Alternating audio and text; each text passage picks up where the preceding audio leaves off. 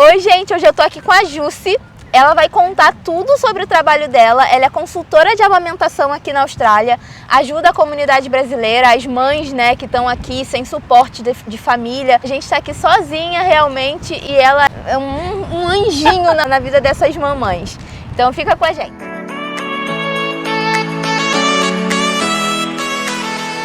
Então, Jussi, conta pra gente como é esse seu trabalho. Primeiro, né, obrigada por ajudar tantas pessoas na comunidade brasileira. Eu que agradeço. Eu como mãe, eu sei o quanto é difícil, né? Você tá aqui sem ter a minha mãe para ajudar, sem ter minha avó, minha família.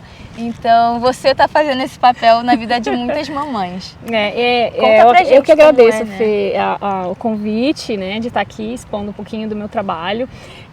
A intenção, quando eu criei a consultoria em amamentação, foi exatamente nesse propósito que você acabou de dizer. Pensando nas nossas brasileiras, né, que vivem, as expatriadas, as pessoas que vêm fazer intercâmbio e que se veem grávidas aqui longe da família, sem suporte algum, e aí de repente pensam, como que eu vou fazer para amamentar, como é que cuida. E aí com esse intuito, na época eu estava grávida da Melissa, com 7 meses mais ou menos, fui convidada... A gente vai mostrar a Mel para vocês, a coisa mais linda. Fui convidada para participar de uma palestra, né, onde a pessoa ia abordar alguns assuntos e eu ia ser convidada a participar ali como ouvinte. E naquele momento me deu um estalo, eu falei, por que não me oferecer para ajudar, né, como palestrante? E aí a pessoa aceitou. Então naquele dia começou o SOS Mama Austrália. Eu criei a página de consultoria. Esse é o Instagram, eu vou deixar aqui. Então você que é mamãe aqui na Austrália, por favor, siga, porque ela dá várias dicas muito importantes que podem, né, salvar aí sua vida de amamentação, para você dormir. Tem várias dicas muito importantes. É importante, né, falar essa questão, porque às vezes a mãe já não dorme desde a gravidez. Pensando, né, às vezes tem pesadelos, pensando como é que vai ser depois que o bebê estiver aqui. Então elas às vezes ficam sem rumo. E aí a intenção, o intuito do meu trabalho é esse, de abordar esses aspectos da maternidade, desde a concepção, né, às vezes algumas clientes me procuram ainda grávidas, né, já com essa preocupação no futuro. Então assim, eu já abordo ali alguns assuntos para tentar acalmar ela, né, porque vem muitas vezes estudante, né, a pessoa no visto de estudante, que também é o meu caso, e fica desesperada, porque a gente sabe que não vai ter suporte do governo, sabe que não vai ter suporte da nossa família, então Você foi um exemplo bem claro, você teve filho aqui.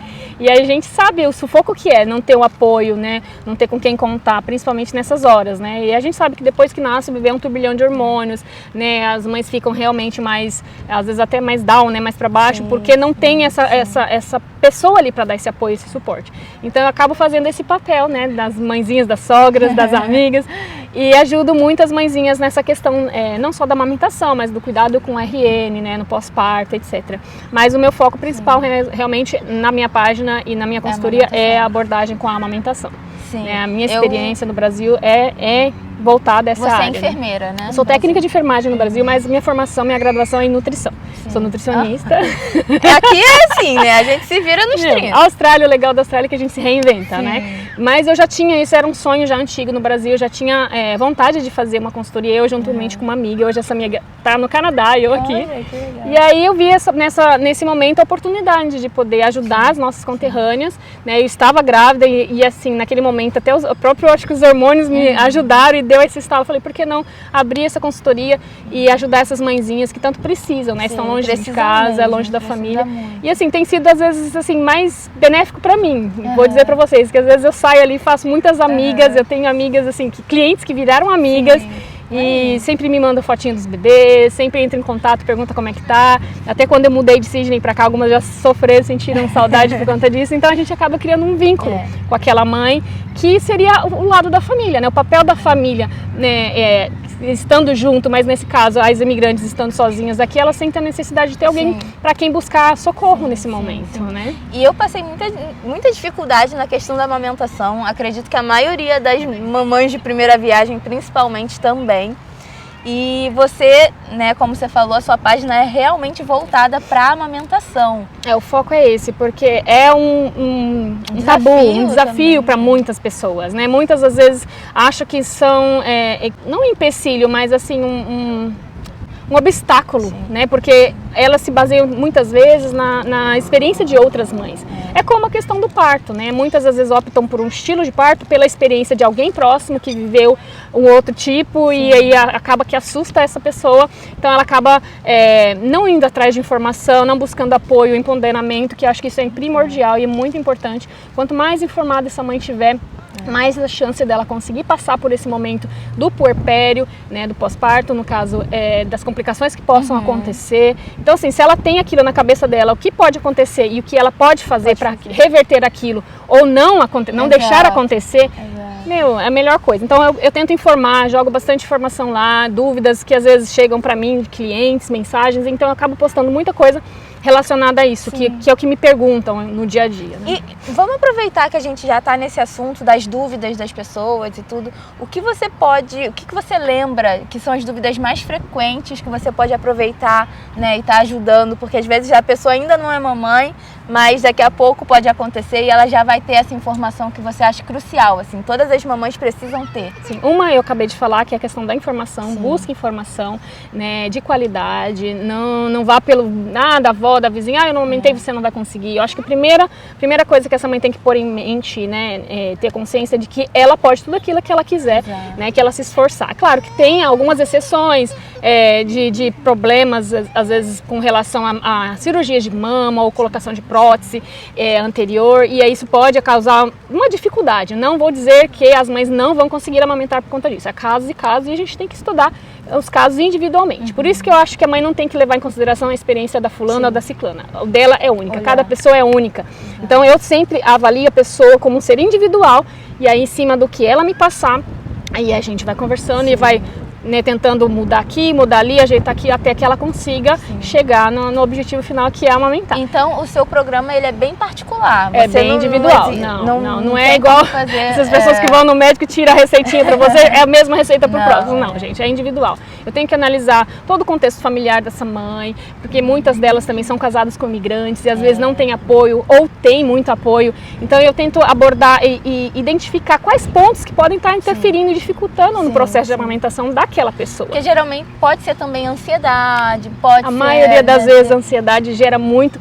A nossa mente tem tanto poder que isso pode ocasionar problemas, né? Esse pensamento negativo, a falta de informação que leva essa mãe também a duvidar que ela é capaz. Então, por isso que eu falo, primordialmente é a informação, gente. Quanto mais informação você tiver e apoio, né? Por exemplo, se você não tem a família aqui, é buscar uma consultora, um profissional da área da saúde, seu próprio médico. E até falar pro seu próprio parceiro, olha, tá difícil pra mim, você pode me ajudar. Incluir ele desde o começo, desde a gravidez, né? Não é só, o papai não serve só pra ali beijar a barriga, falar com o bebê e depois acabou. Não, gente, né? É todo um...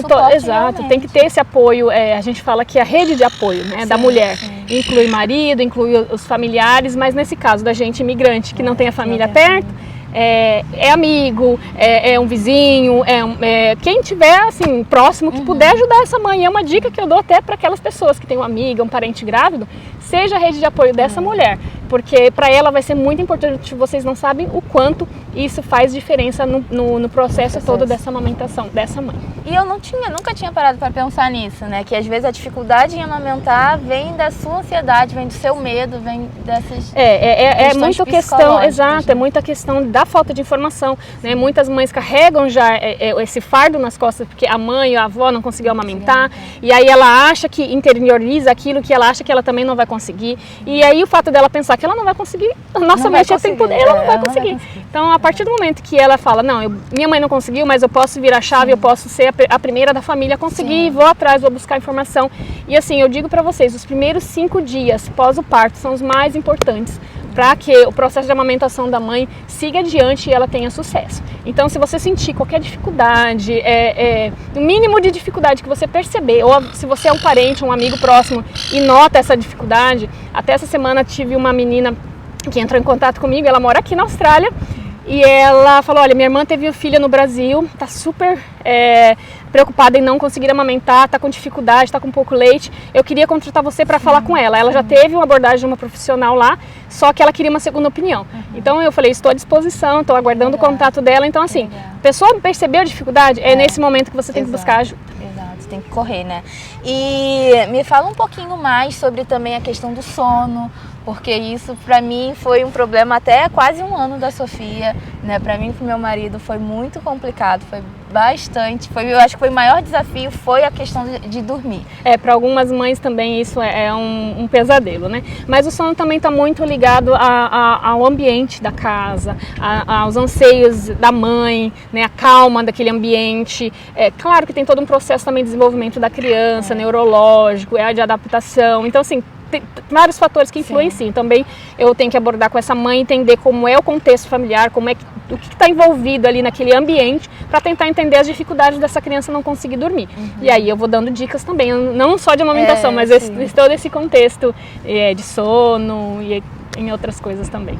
E Jussi, me conta, né, compartilha com a gente uma experiência, né, alguma história inusitada, alguma história de superação que você participou, que você compartilhou de uma mãe, sei lá, que estivesse passando uma dificuldade muito grande. Conta pra gente, né, algum desafio que foi vencido aí com a sua ajuda? Olha, eu já tive vários casos de mães, principalmente mães que fazem redução de mama, que aí a gente tem que analisar. Eu gosto de estar pessoalmente, né? Com esse negócio da pandemia, meus atendimentos presenciais online reduziram muito, mas a maioria das vezes eu tenho conseguido abordar minhas clientes online, tenho conseguido ajudá-las assim. Muitas mães que fazem redução de mama têm dificuldade de amamentar, né? Realmente a produção é um pouco inferior, mas a maioria delas conseguem, desde que elas consigam procurar uma ajuda a tempo, né, antes de desistir e antes de oferecer uma bottle, porque para mim o maior desafio aqui é que na Austrália eles não têm essa paciência para abordar, ensinar a mãe ali em todo o contexto, ajudar ela para conseguir chegar nos objetivos dela, e eles acabam levando a mamadeira. Muitas enfermeiras vão fazer a consulta, ai meu amor, maternidade real. Maternidade real, gente. Vai lá, meu amor, assistir, vai lá com a amiguinha. E aí muitas enfermeiras vão fazer as visitas domiciliares e já levam a mamadeira ali com a fórmula. Então, quando eu chego para abordar com essa cliente, aí ela já introduziu a mamadeira, aí a criança já está com confusão de bico, e aí é um parto. Fala sobre a confusão de bico, né? Olha, a confusão de bico é uma coisa assim bem séria, que a gente fala, mas muitas pessoas não levam a sério. E realmente existe, né? O que acontece? A confusão de bico, quando a mãe oferece chupeta ou mamadeira, a criança começa a rejeitar o peito da mãe, porque o fluxo do leite não é igual ao fluxo do leite da mamadeira. É muito mais fácil para a criança pegar muito a mamadeira. Mais. Quem que não se acostuma com coisa que é fácil, né, gente? Depois vai pro difícil, eu não quero, né? Não quero mais. E aí a criança começa a recusar e aí torna-se um ciclo, né? Um ciclo vicioso. A criança deixa de sugar o peito como ela deveria sugar. A mãe reduz a produção de leite, porque a sucção não está efetiva a ponto de estimular corretamente a mama para a produção de leite. Aí com a produção baixa, a criança começa a recusar, empurrar e chorar porque está com pouco leite e o fluxo é diferente. E aí essa mãe, porque não quer ver o filho chorando, passando fome, ela vai lá e faz a bottle, faz a mamadeira aconteceu com a e Sofia, dá para a criança. Né? A Sofia estava com 5 meses, eu passei por todo esse processo, né, de dificuldade no início e tudo, mas consegui vencer. E a Sofia estava com 5 meses e eu tive que fazer uma cirurgia. Eu passei mal, tive que ir para o hospital de emergência e tive que fazer uma cirurgia. Fiquei, eu acho que 5 dias fora. Longe dela. E ela teve que ir para a mamadeira. Quando eu voltei, ela não queria mais o meu peito. É uma dificuldade, mas eu falo para essas mães, não desistam. Se a sua vontade é retornar para amamentar, mesmo que já tenha introduzido mamadeira, mesmo que tenha acontecido tudo isso, a gente consegue. Só que tem que ter paciência, porque aí a paciência vai ter que ser um pouco maior do que no início. Né? Porque a criança no início realmente é essa. Porque, tipo assim, eu tô vendo ali minha criança, né, meu bebê chorando com fome. Eu dou, ela não quer, recusa e ela tá com fome. E aí a gente se sente o pior ser do mundo, né? Achando que vai deixar a criança passar fome. É um processo, gente. É um processo, assim, psicológico, emocional, que a gente tem que trabalhar junto, de paciência. Mas se essa mãe quiser, realmente, ela consegue. Uma coisa inusitada que você falou, que eu acredito que aqui é muito comum, e assim, eu fiquei até assustada como que as pessoas levam isso assim tão banal, é a questão de doação de leite, assim, por exemplo, eu tô amamentando e você também, e aí de repente você teve dificuldade e aí você joga em grupos ou procura. De leite, né, que chama, mais ou menos, No Brasil antigamente era assim, né, você pegava o seu filho e dava para outra amamentar, e aqui elas fazem o seguinte, elas tiram, aquela mãe que tem muito leite, ela acaba tirando o leite e doando para outra que não tem. No Brasil, tipo gente... assim, mãe que nem conhece. Não conhece, não sabe que doença tem, se tem uma hepatite, um HIV ou qualquer outra coisa. É muito sério isso, gente. No Brasil isso dá cadeia, isso é crime. Nossa. Aqui na Austrália eu não fui atrás para saber se dá cadeia, mas que não é certo, não é. Isso é, a não ser que você queira ser uma doadora, você pode entrar em contato com a Cruz Vermelha. Tem outros pontos de coleta, depois eu posso até deixar para você, para quem quiser procurar para doar, né? Porque os hospitais eles aceitam doação. Não é todo hospital, como no Brasil a gente tem uma gama muito maior de hospitais no Brasil que coletam leite. Às vezes eu trabalhava num hospital que eles coletavam na casa, iam na casa da pessoa, né, pegavam o leite, pasteurizavam para dar para os bebezinhos internados no hospital. Mas então, eles sabiam da procedência. Sabe a procedência, a mãe colhe sangue, ela faz todos os exames, eles têm um acompanhamento a longo prazo para saber, porque às vezes tem uma janela imunológica que a gente chama, naquele primeiro exame pode dar negativo para HIV ou para hepatite, por exemplo, só que mais lá na frente pode dar positivo. Então assim, eles sabem quem é a mãe, o endereço, então tem toda a procedência e tem um rastreio, é igual leite de vaca, gente. Você vai comprar um leite de caixinha, é verdade. Eu sou nutricionista, assim, carne, tudo tem um rastreio, você tem um código. Sabe, uma série, se deu algum problema naquele dia, eles vão ver o lote, qual foi o fornecedor, qual é o produtor, qual é a fazenda daquela vaca para identificar qual o processo que falhou ali para ter a contaminação, por exemplo. Só que numa mãe que você não conhece, nunca viu na vida, você pega o leite dela e dá para o seu filho, olha o risco. Lá na frente, se seu filho tem uma doença, como é que você vai reclamar para essa mãe? Então isso é muito sério. Às vezes você nunca vai saber que foi por causa daquilo, né? Entendeu? É muito sério. É a mesma coisa de doação de sangue, gente. Você vai doar um sangue para alguém, vai fazer toda uma bateria de exames para ver se você é compatível e se você realmente, aquele sangue pode ser utilizado para outra pessoa. Né? Então é muito sério. E aqui eu vejo assim que tem grupos no Facebook, WhatsApp de doação assim de leite. Brasileira também? Não, brasileira. Outro dia, às vezes... cuidado, pelo amor de Deus. Eu fico às vezes meio receosa de não entrar em discussão. Eu sempre falo, olha, você sabe quais os riscos. Quando eu vejo alguém, eu não consigo me isentar totalmente. Me isentar e ficar calada, porque eu sei o risco que aquela criança corre. A mãe pode estar na maior das boas intenções, querendo nutrir o filho dela com o melhor leite, que a gente sabe que o leite materno é o melhor. Só que assim, o leite materno, o meu leite é o melhor pro meu bebê, né? O teu leite é o melhor pro teu bebê, porque o teu corpo ele vai produzir conforme as necessidades do seu bebê, entendeu? Eu acho uma coisa que eu acho maravilhosa com relação à amamentação, eu até suspeita falar isso, me emociona, é que assim, quando o bebê está sendo amamentado, a boquinha dele em contato com o seu mamilo, o seu corpo identifica se ele está ficando doente, vai produzir anticorpos para ele. Então é um alimento tão perfeito demais, é uma coisa assim, eu me emociono porque para você ver a complexidade e a maravilha que está por trás de um leite. Então a gente entende que essa mãe está tentando fazer o melhor dela, mas oferecer o leite de outra mãe é muito arriscado. Então, gente, fique esperto. É preferível que você, às vezes, gaste um pouquinho mais com uma consultora para ela tentar te ajudar da melhor maneira e dentro da tua realidade, do que você pegar colocar em risco a vida do seu filho. E a gente falou, né, sobre essa questão... Ai, meu Deus! Meu Deus! Do leite, né, do perigo do leite. Me fala um pouquinho sobre a introdução alimentar. Você também aborda esse assunto, né, na sua página? Sim, abordo quando as mães, depois de certa fase da criança, algumas clientes entram em contato comigo e a gente conversa. O interessante da introdução alimentar é você checar como é que a criança está, a postura dessa criança, se ela já está favorável para começar uma introdução alimentar. São 6 meses, com 5 meses. O ideal é recomendado pela pediatria, né?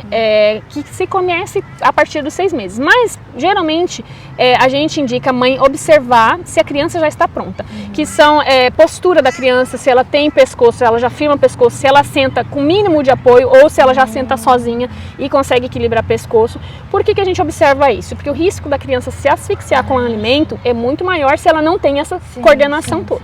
Tá? Se a criança já tem interesse na comida, se ela olha para o teu prato, se ela busca, se ela leva um alimento para a boca, ela tenta levar. Isso são sinais que a gente observa se a criança já está pronta para receber o alimento. Se com 6 meses ela ainda não estiver algumas dessas características, a gente espera mais um pouquinho. Entendi. Não necessariamente tem que começar com 6. Entendi. Tem criança que às vezes já tem todas essas habilidades com 5 meses, então a gente avalia. O certo é com 6, mas a gente avalia todo esse contexto. Entendi. E mesmo ela às vezes com 6 meses, se ela ainda não fica certinha, sentadinha e tudo... É arriscado, é melhor a gente esperar mais um pouquinho, porque também depende da idade gestacional da criança. Quando ela nasce, porque, por exemplo, a criança pós-nascimento, ela pode ter 6 meses, mas ela foi uma criança prematura. A Sofia, ela nasceu entendeu? A idade gestacional dela, do dia que ela nasceu, às vezes ela nasceu antes do tempo. Então, essa criança vai demorar um pouquinho mais para desenvolver algumas habilidades. Na verdade, a Sofia ela desenvolver um pouquinho antes. Com Então, 4 meses tem ela criança já tá que é assim, mais sentada, esperta. já tá... Você já ouviu falar de criança com 10 meses andando? 9 meses? A Sofia ficou em pé com 1 mês de vida. Não.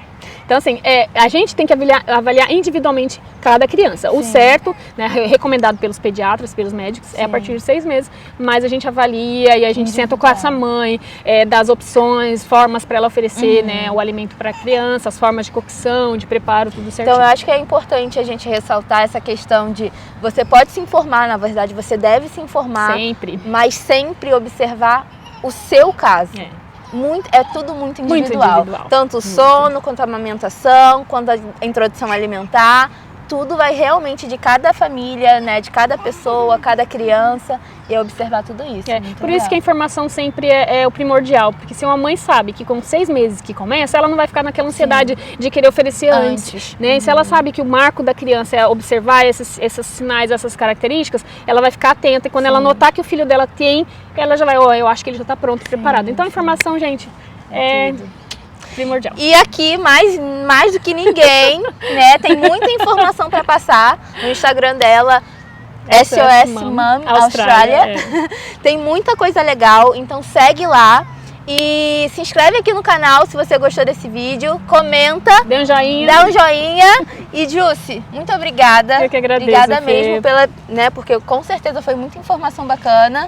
E quem precisar de mais informação, porque a gente sabe que um vídeo assim é curtinho, é curto, né? O tempo, e cada pessoa, como você acabou de falar, é individual, às vezes o problema de uma não é o da outra. Então assim, entre em contato, eu estou à disposição, terei maior prazer em ajudar você, mãezinha que está aqui na Austrália. Mãezinha que está na Austrália, ou em outro país. Brasil também, hoje em dia não tem mais, né? Não com a tem internet, essa diferença, né, a distância se encurta. Você consegue fazer essa observação? Consigo. E tudo? Muitas vezes eu peço para a mãe ou um partner, né, ou companheiro, ou alguém que esteja ali com ela, ou filme, eu peço às vezes filmagem da boca do bebê para ver se ela não tem um freio lingual, um freio labial que possa estar impossibilitando da criança pegar adequadamente a mama. Ou na hora da mamada, eu geralmente gosto de pedir para as clientes me ligarem sempre próximo na hora de dar mamar, porque daí eu consigo avaliar o bebê mamando naquele momento, posição do bebê, ajusto, tudo. Então assim, tudo que eu poderia estar fazendo pessoalmente, eu prefiro, que eu gosto de pegar e colocar. Mas online eu consigo. Depende da adaptar, né? Não tem jeito. A realidade é essa, infelizmente, com o Covid, né? Mas a gente tenta dentro do possível, eu dou um suporte, geralmente o valor da minha consulta. Eu dou suporte por 1 semana para essa mãe, sem cobrar, né? A gente vai se falando via WhatsApp, pelas redes sociais.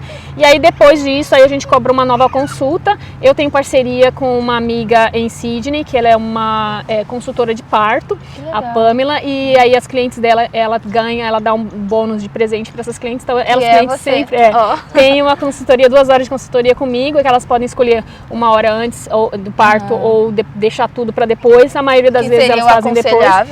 Né? E tem assim dado super certo, as mãezinhas têm gostado bastante, eu fico muito feliz, assim, e é gratificante pra mim em poder ajudar, porque assim, é uma coisa que eu amo muito, a minha bebê até hoje mama, e assim... E ela é grandona, né? Já tá há quase 3 anos, vamos ver até quando vai, mas eu vou deixar o tempo dela, que eu acho que isso é muito importante, principalmente pro desenvolvimento emocional da criança.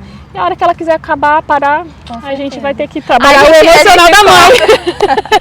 Aí a mamãe tem que cortar o cordãozinho, vai ter que cortar. Mas é isso, gente, estou à disposição, tá bom? E agradeço você pelo convite. Não fica passando perrengue sozinha. Eu não conhecia a Jussi antes e com certeza se eu tivesse conhecido anteriormente teria me ajudado muito. Então, se você está passando por esse momento, segue ela, manda mensagem, não passa por isso sozinha, tá? Então é isso, gente. Obrigada se você ficou até aqui. Fica com Deus e até o próximo vídeo.